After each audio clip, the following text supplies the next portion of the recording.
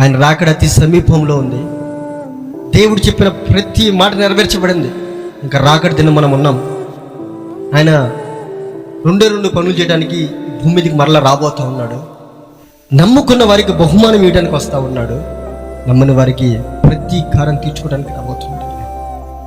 యెషయా గ్రంథం 40:10 మాట్లాడుతున్నాడు. నమ్ముకున్న బిడ్డలకు, రక్షణ పొందుకుని బాప్తిసం పొందుకుని దేవుణ్ణి ఆరాధిస్తున్న బిడ్డలకు బహుమానం ఇవ్వడానికి రాబోతుంది. ఈరోజు మనుషులు ఇచ్చే బహుమానమే వారి స్థాయి తగినట్టుగా ఉంటుంది.